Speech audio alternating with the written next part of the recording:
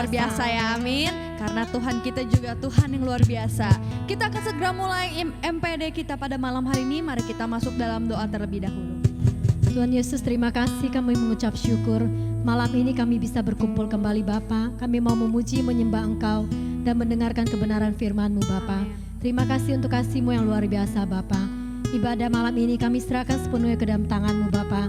Terima kasih Tuhan, hanya di dalam nama Tuhan Yesus kami mengucap syukur dan berdoa. Haleluya. Amin. Yes, haleluya. Haleluya. Haleluya. Semuanya shalom. Shalom. Pasti kita merasa bahagia ya, kita bisa berkumpul bersama-sama. Kita mau memuji, menyembah Tuhan dan memuliakan Tuhan kita. Amin. Mari kita bersama-sama kita naikkan pujian ini. Hari ini kita merasa bahagia.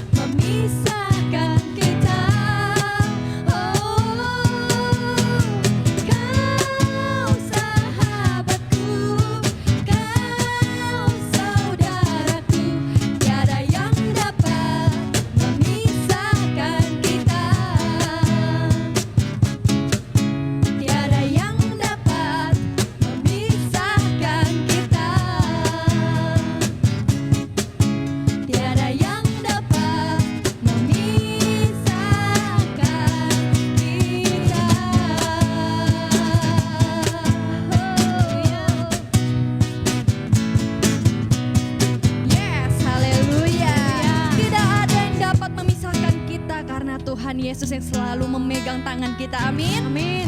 Kita harus saling mencintai saudara-saudari kita. Kita mencintai sesama keluarga Tuhan, amin. Amin. Biar semua ikatan-ikatan yang ada terjalin dengan baik dan dengan mesra sekali. Haleluya. Kita angkat pujian ini sama-sama. Katakan, ku cinta keluarga Tuhan, terjalin mesra sekali. Semua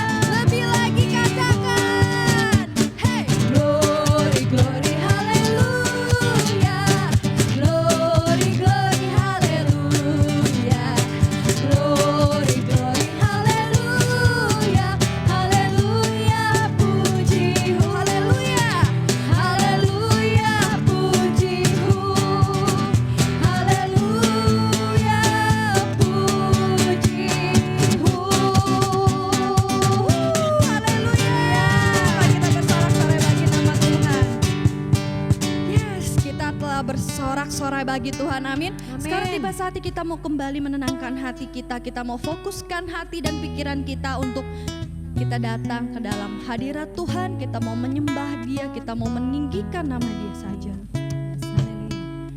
Karena dalam hidup ini mari kita hanya senangkan saja hati Tuhan. Sebab menyenangkan hati Tuhan itulah yang menjadi yang terpenting dalam hidup kita. Haleluya. Mari sama-sama semua jemaat kita angkat pujian ini.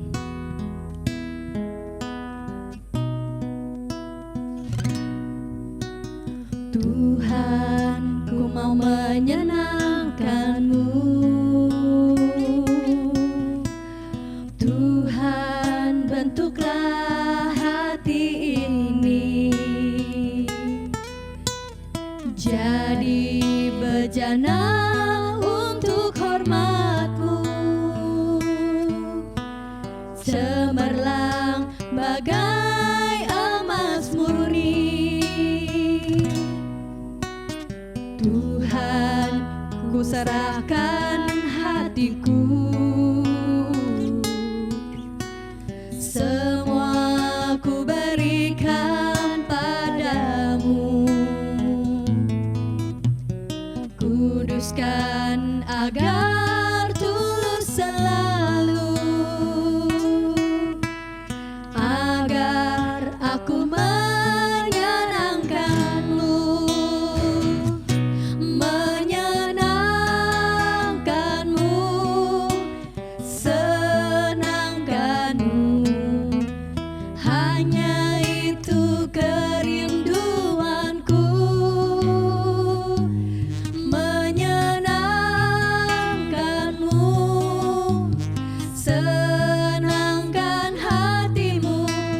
Hanya itu kerinduanku.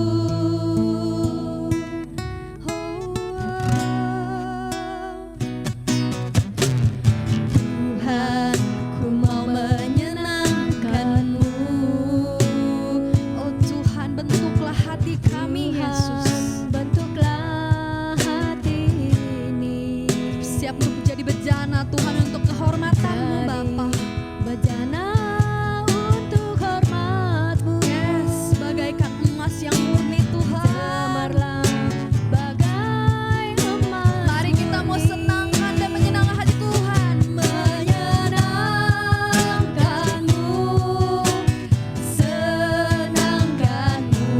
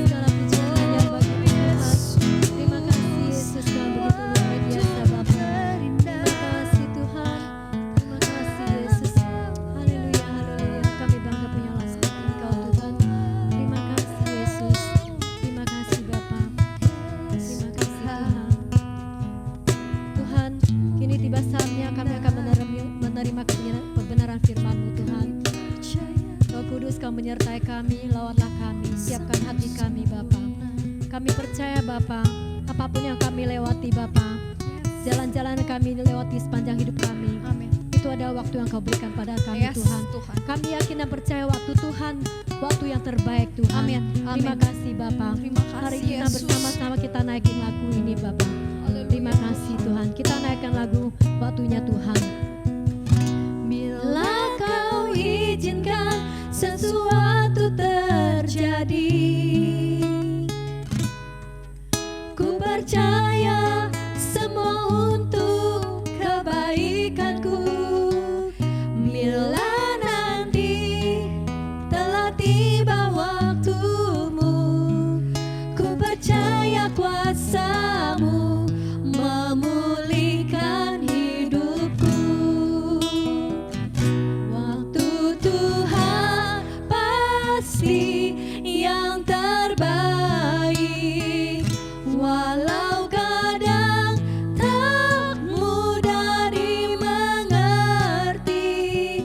Lewati cobaan, ku tetap percaya waktu Tuhan pasti yang terbaik.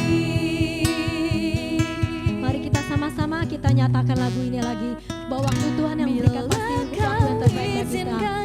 Sesuatu terjadi,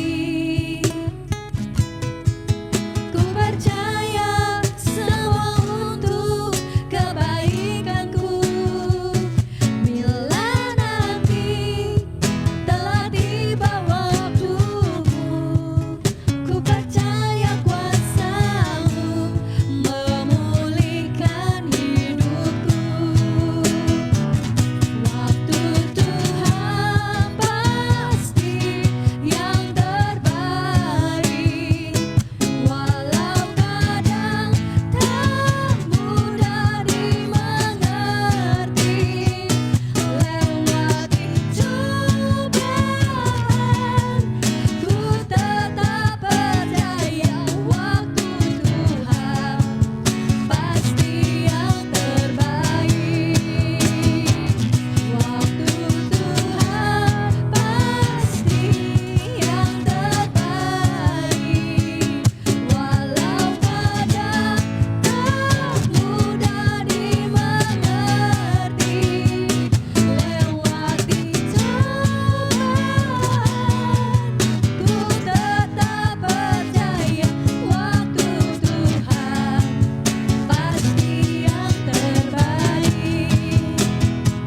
Lewati cobaan, ku tetap percaya waktu Tuhan pasti yang terbaik. Lewati cobaan, ku tetap percaya waktu Tuhan pasti yang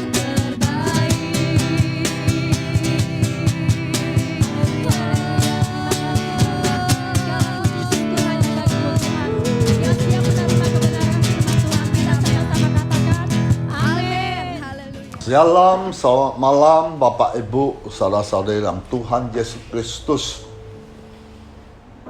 Sekali lagi saya katakan kita berbahagia karena kita ada hadirat Tuhan di tempat ini. Tuhan Allah sangat baik, memberi terbaik kepada setiap orang yang mengasihi Dia. Sehingga hari ini kita semua sehat, punya kesempatan yang baik, bisa mendengar firman Tuhan, memuji, menyembah Tuhan di tempat ini. Haleluya. Mari kita masuk dalam doa. Ya Bapa, kami ucap syukur kepadamu. Malam ini kami berbahagia karena Engkau ada bersama kami. Malam ini Engkau berikan kami terbaik, bisa menyembah, memuji di tempat ini. Sebentar lagi kami akan mendengar sabdamu yang hidup. Kami mau belajar lewat firman-Mu, supaya kami semakin mengetahui pribadi-Mu semakin dalam. Hamba serahkan penuh waktu di dalam tangan-Mu. Di dalam nama Tuhan Yesus kami berdoa. Haleluya. Amin. Oke Bapak Ibu, saudara-saudari di dalam Tuhan Yesus Kristus, tema hari ini karakter yang berdampak. Jadi pengertian karakter menurut pusat bahasa Dedinas artinya bawaan, hati, jiwa, kepribadian, budi pengerti, perilaku, personalitas, sifat, watak, temperamen, tabiat. Itu arti dari pengertian dari karakter. Jadi karakter-karakter yang terbaik yang harus kita miliki menurut Alkitab adalah kasih, kerendah hati, kesabaran, pengendalian diri, murah hati, peramal, tahan uji, sukacita, perdamai, dan kebaikan. Itu ada di dalam buah-buah roh di Galatia 5 ayat 22. Yesus juga pernah menggunakan satu ilustrasi untuk menggambarkan orang-orang yang percaya kepadanya bisa memiliki hidup yang signifikan. Suatu pohon yang tumbuh dan berbuah merupakan salah satu bukti adanya kehidupan. Pohon tersebut boleh hidup karena adanya makanan yang diserap dan dialiri ke setiap bagiannya.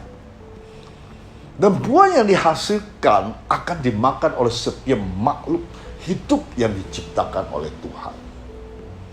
Melalui ilustrasi ini sebenarnya mendeskripsikan bagaimana hidup kita bisa berdampak secara positif kepada orang lain. Kehidupan seperti inilah diharapkan oleh Tuhan mampu memberikan hidup sebagai berkat bagi banyak orang. Dr. Bill Bright mengatakan bahwa orang Kristen seharusnya menjadi problem solver, itu pemecah masalah, bukan sebaliknya trouble market, pembuat masalah. Banyak orang Kristen saat ini hidupnya menjadi masalah bagi orang lain. Hidup dalam perselingkuhan, keserakahan, iri hati, dikuasai oleh rupa-rupa nafsu dunia, dan lain-lainnya. Nah, hal ini terjadi sebab mereka tidak tinggal di dalam Kristus. Sebab jika kita tinggal bersama Kristus, maka niscaya kita akan menjadi manusia bertipe problem solver, bisa pemecah masalah. Sebab bersama Kristus tidak ada yang mustahil. Bapak Ibu saudara-saudari dalam Tuhan Yesus Kristus, mari kita baca Matius 5 ayat 16. Demikian hendaknya terangmu bercahaya di depan orang, supaya mereka melihat perbuatanmu yang baik dan memuliakan Bapakmu yang di surga. Setiap orang memiliki potensi mempengaruhi orang lain di sekitarnya. Pengaruh tersebut bisa positif maupun negatif. Orang yang membawa pengaruh positif kita sebut motivator atau inspirator, di mana keberadaannya mampu memotivasi orang lain, mengikuti jejaknya, atau menjadi inspirasi bagi orang lain. Sementara orang yang membawa pengaruh negatif atau buruk terhadap orang lain biasanya disebut provokator. Ia melovokasi orang lain untuk melakukan tindakan yang negatif. Bapak, Ibu, saudara-saudari dalam Tuhan Yesus Kristus, begitu pula dalam kehidupan Kristenan. Tuhan mengingini setiap orang percaya memiliki kehidupan yang berdampak atau pengaruh bagi dunia. Dampak yang pengaruh yang dimasukkan adalah positif, bukan negatif. Dengan kata lain, kita harus bisa mempengaruhi orang-orang sekitar melalui teladan hidup yang positif, menjadi berkat bagi orang lain. Supaya kita dapat memberi dampak positif bagi orang-orang di sekitar dan lingkungan, kita harus memiliki karakter yang baik. Nah, karakter kan kita tahu sifat-sifat kekejiwaan, akhlak atau budi pengerti menjadi ciri khas seseorang.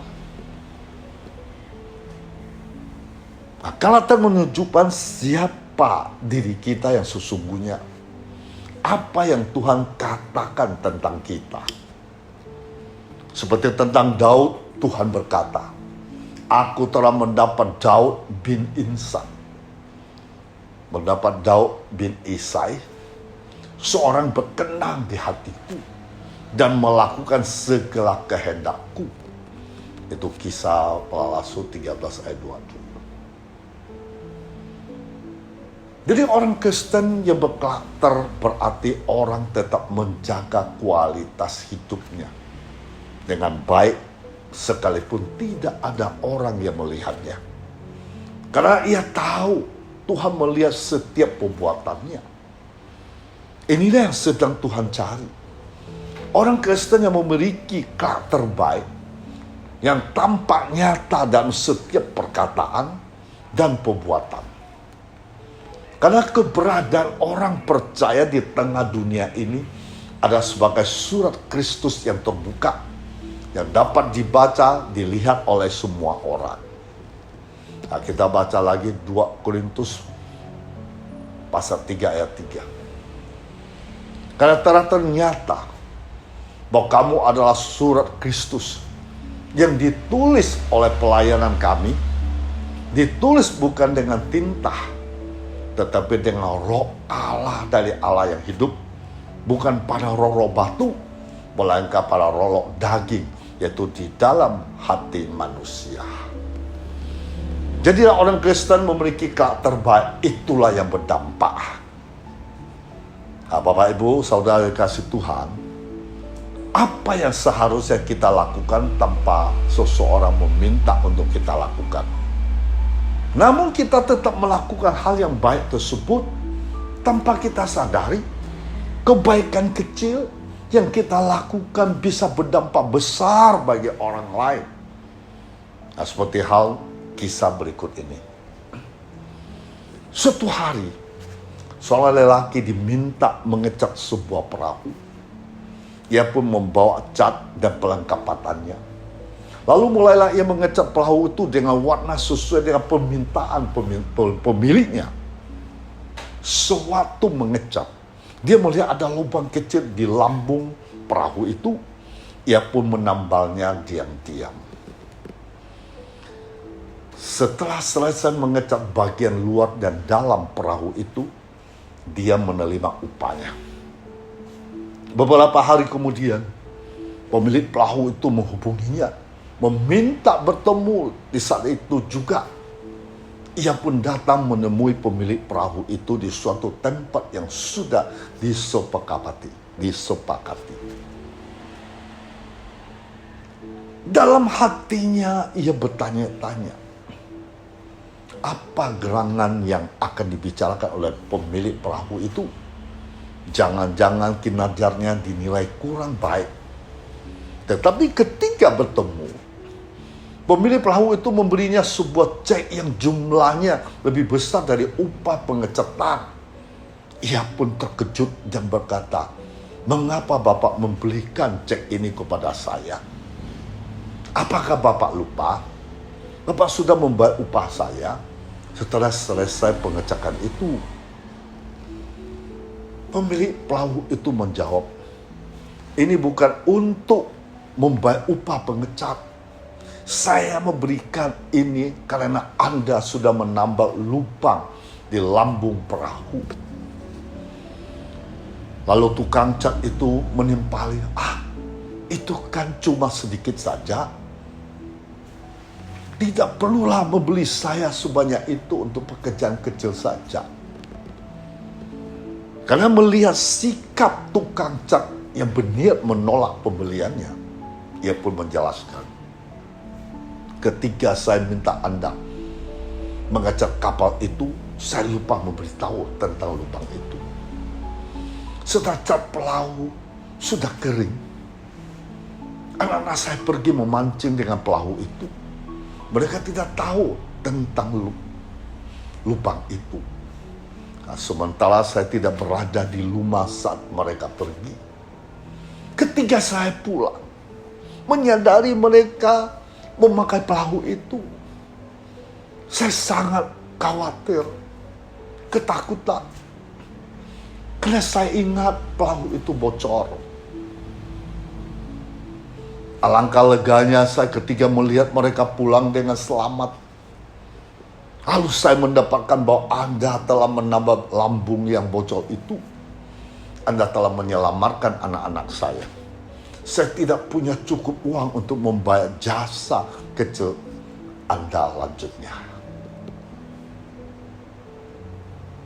Bapak, Ibu, saudara-saudara yang Tuhan Yesus Kristus, dampak kebaikan kecil yang dilakukan oleh lelaki itu rupanya sangat berdampak besar, menyangkut keselamatan nyawa anak-anak pemilik perahu itu.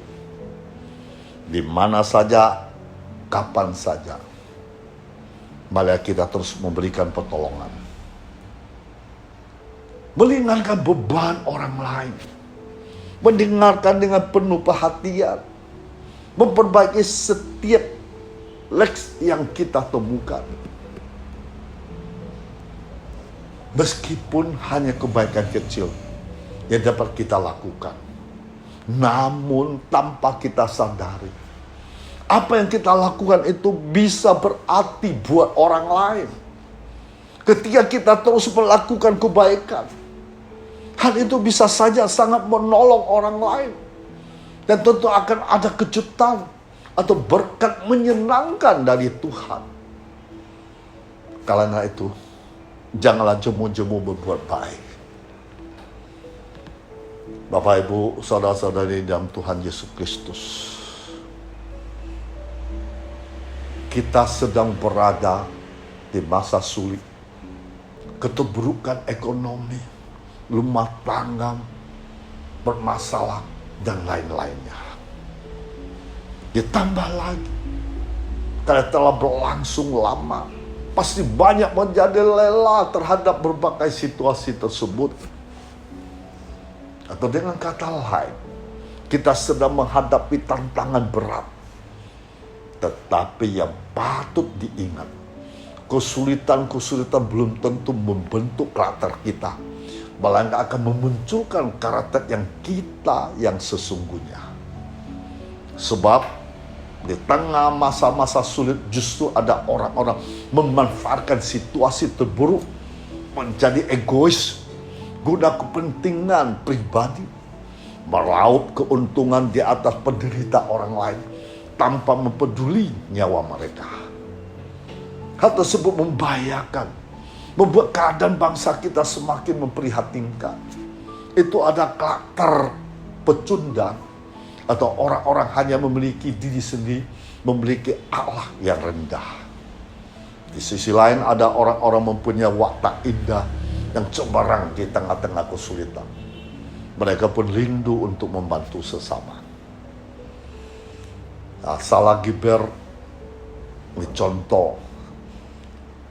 Salah Gibel adalah penemu vaksin AstraZeneca yang merupakan seorang profesor asal Universitas Oxford.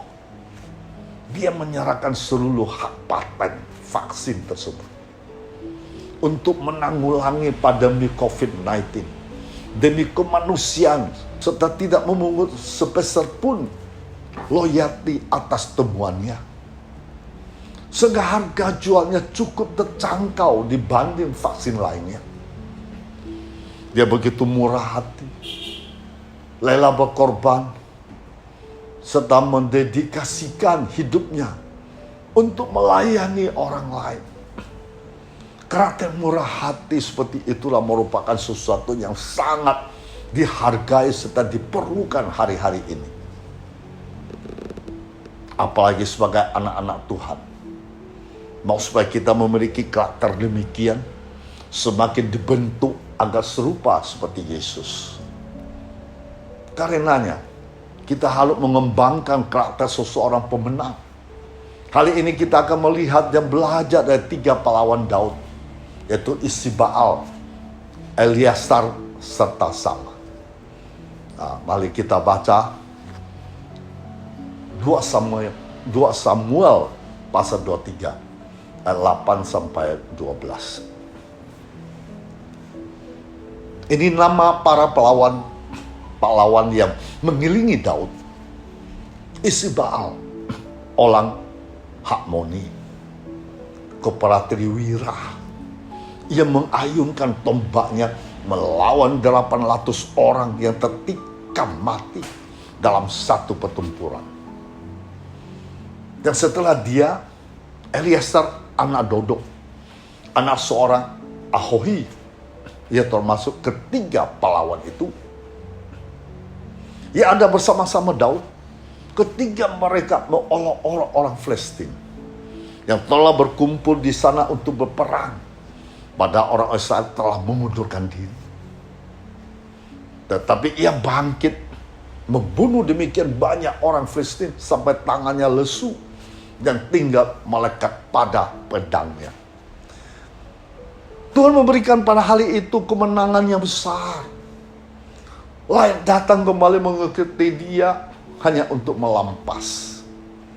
Sesudah dia, Sama, anak Agee, orang Halari. Ketika orang Filistin berkumpul di Lehi, di sana ada sebidang tanah ladang penuh kacang merah. Dan tentara telah melarikan diri dari hadapan orang Filistin. Maka kita seloti toko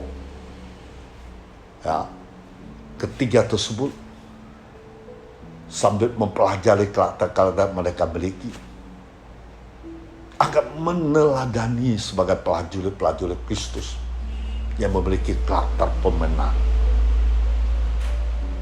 Yang pertama, Isbaal mengalahkan 800 orang musuh dengan tombaknya dalam satu kali pertempuran. Itu 800 banding 1. Dia mengalahkan semuanya. Suatu tafsiran bahkan menuturkan Isbaal mengundang musuh, itu orang-orang Filistin, datang menyerang melalui sebuah lorong atau celah sempit di antara 2 gunung. Sehingga musuh harus maju satu persatu. Dan Isbaal secara gigih mempertahankan diri serta mengalahkan musuh-musuhnya. Isbaal ada orang yang ulet gigih, sikap pantang menyerang menghadapi lawan ataupun kesulitan yang datang silih berganti. Prinsip hidupnya, maju tak gentar. Dengan kata lain, bila terus-menerus hidup dalam ketakutan, maka tidak akan pernah mengalami kemajuan. Namun dengan keberanian serta kegigihan, akan terus maju serta memperoleh kemenangan. Masalah apapun datang bertubi-tubi, hadapi, kalahkan satu persatu. Pergumulan apa saja yang kita alami, yakinlah Tuhan menyertai dan akan kita lalui bersama Dia. Tuhan telah memberi kita kemenangan pada waktu yang lampau, juga akan menyediakan kemenangan demi kemenangan berikutnya. Tuhan beserta kita di tengah segala tantangan yang ada.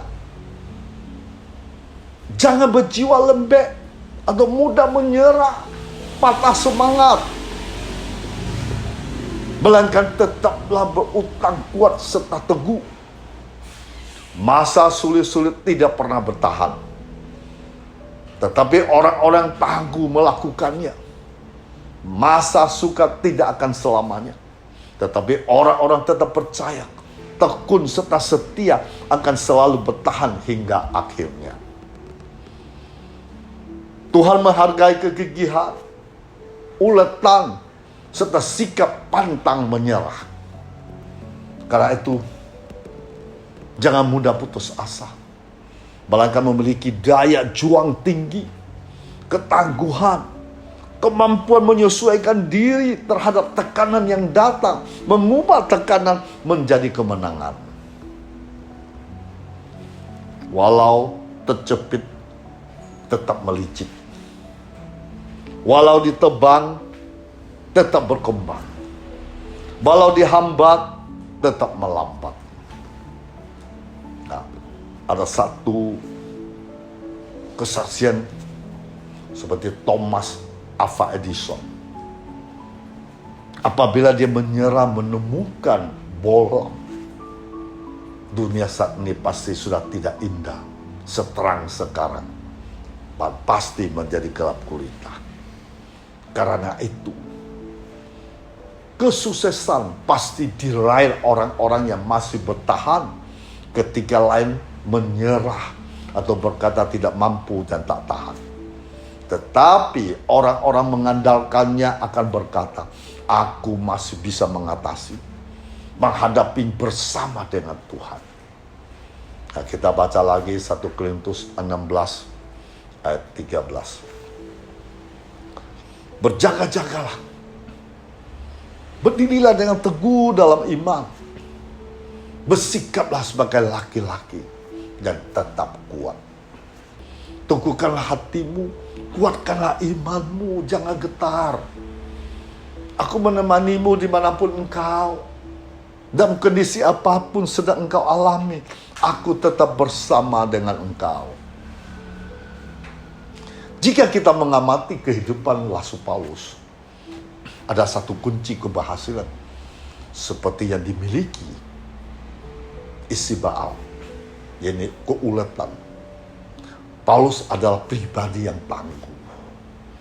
Masalah datang silih berganti, namun Paulus mau mengatasi, memiliki jiwa yang kuat. Ketahuilah, beda antara jiwa yang lemah dan jiwa yang kuat adalah keuletan, ketekunan, kegigihan. Sadarilah, Tuhan unggul bukan serta-merta akan memberi hidup kita serba mudah. Melainkan Ia lindung membentuk kita menjadi orang-orang berjiwa besar. Generasi yang mengandalkan Dia. Karena itu, janganlah semata-mata meminta hidup serba mudah. Melainkan haraplah akan kekuatan. Empati itu membantu orang lain. Sebab mujizat. Mujizat tercatat dalam Alkitab. Bukan di kala suasana serta mudah. Melainkan ketika umatnya mengalami tantangan besar. Mau mengatasinya bersama Tuhan. Percayalah. Nah, kita lihat 2 Korintus pasal 11 ayat 23 sampai 28. Apakah mereka pelayan Kristus? Paulus berkata seperti orang gila. Aku lebih gila. Saya lebih banyak berjilid lelah, lebih seling di dalam penjara, berada di luar batas, kerap kali dalam bahaya maut. 5 kali aku disesah orang Yahudi. Setiap kali 40 kurang 1 pukulan. 3 kali aku diderah. 1 kali aku dilempari dengan batu. 3 kali mengalami karam kapal. Sehari semalam aku terkatung-katung di tengah laut. Dalam perjalananku aku sering diancam bahaya banjir, bahaya penyamun, bahaya dari pihak orang-orang Yahudi dan dari pihak orang-orang bukan Yahudi, bahaya di kota, bahaya di padang gurun, bahaya di tengah laut, bahaya dari pihak saudara-saudara palsu. Aku banyak berjeli lelah dan berkerja berat. Kerap kali aku tidak tidur, aku lapar dan dahaga. Kerap kali aku berpuasa, kedinginan dan tanpa pakaian. Dan dengan tidak menyebut banyak hal lain lagi, urusanku sehari-hari untuk memelihara semua jemaat-jemaat. Itu Paulus ngalami. Nah, contoh kedua ada Eleazar. Eleazar itu menaklukkan, bukan hanya menentang di luar dirinya, melainkan terutama juga dari dalam dirinya atau kelelahan. Meski sudah sangat capek, ia tetap melaksanakan tugasnya sampai menang. Kuncinya ia disiplin diri.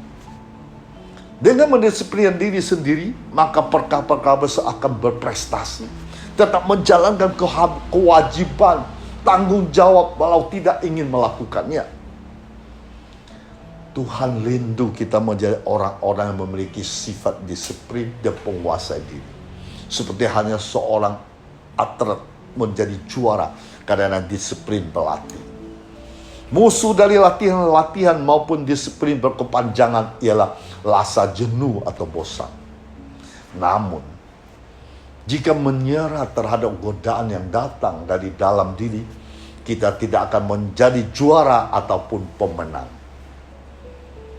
Seperti John Stephen Awari, dia terus berlari dalam Olimpiade maraton.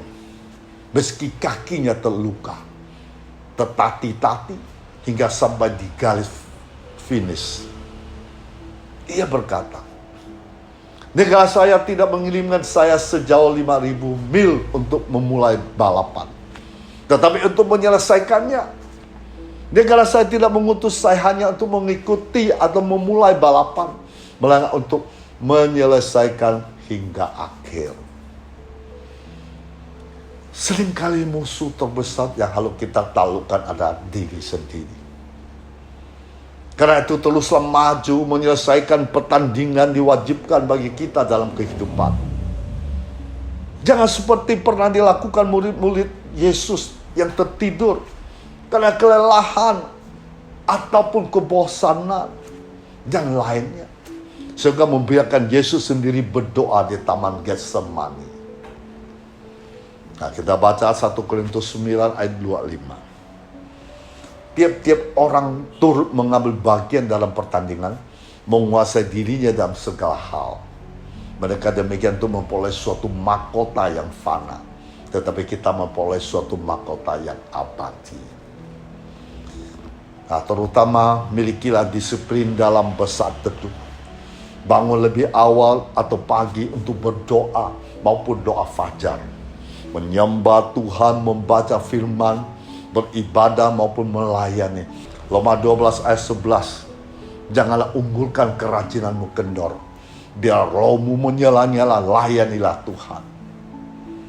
Nah, contoh yang ketiga yang terakhir adalah Sama.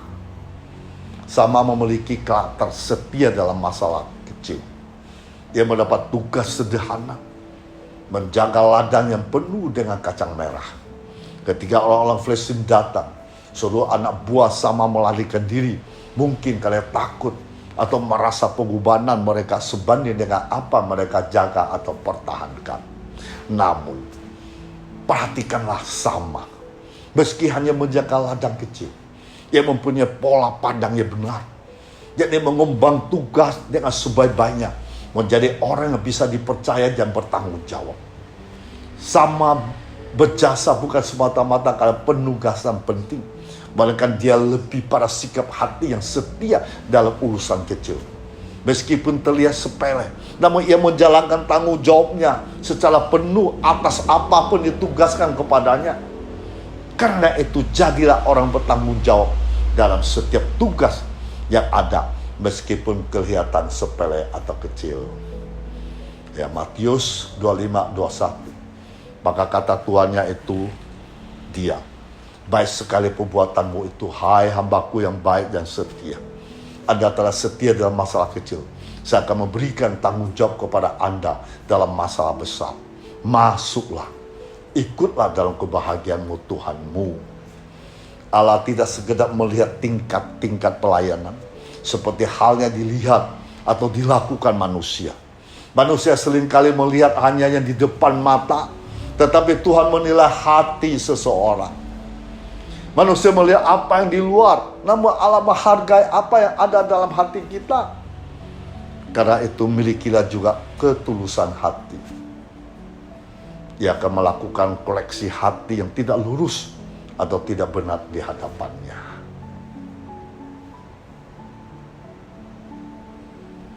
Bagian kita adalah setia dalam perkara kecil, menyerahkan hasil kepada Tuhan. Edward Kimball dengan setia menghidangkan firman, menyaksikan kebahagiaan Tuhan sehingga membuat satu jiwa nyaman. Dan juga ada David Al-Modi, akhirnya menjadi pengkorban yang luar biasa, memenangkan banyak jiwa bagi Tuhan. Allah sanggup memakai siapapun di antara kita, asal kita setia. Terkadang pun tidaklah penting untuk orang-orang yang mengetahui kita, asalkan Tuhan saja yang mengenal kita. Ingat, tugas maupun pelayanan sederhana yang dikerjakan dengan kesetia serta rasa cinta yang besar akan memberi dampak yang sangat luar biasa. Tetaplah setia, karena Allah menghargai pelayanan kita bagi Dia.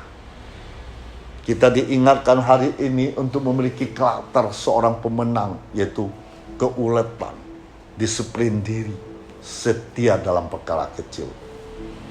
Di tengah masa pandemi seperti ini, kira-kira sikap dan karakter pemenangnya akan muncul dari dalam diri kita.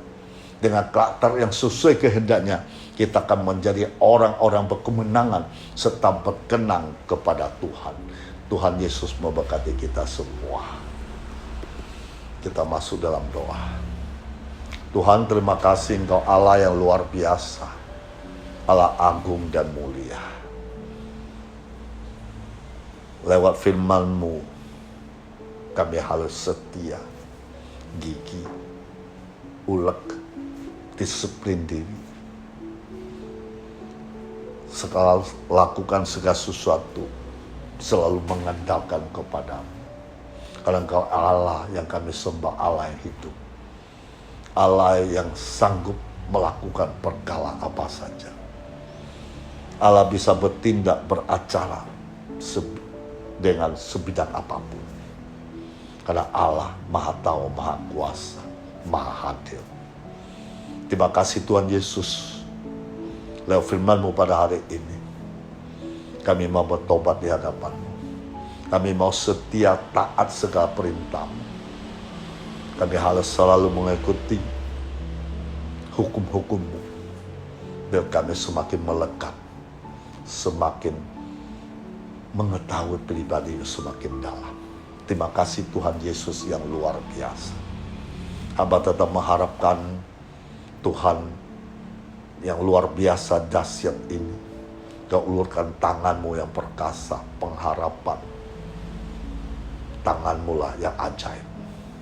Engkau mengerti setiap yang ikut dengan live streaming ini. Engkau mengetahui orang-orang saat ini sangat membutuhkan Engkau. Mereka sedang menantikan mukjizat demi mukjizat dari-Mu Tuhan.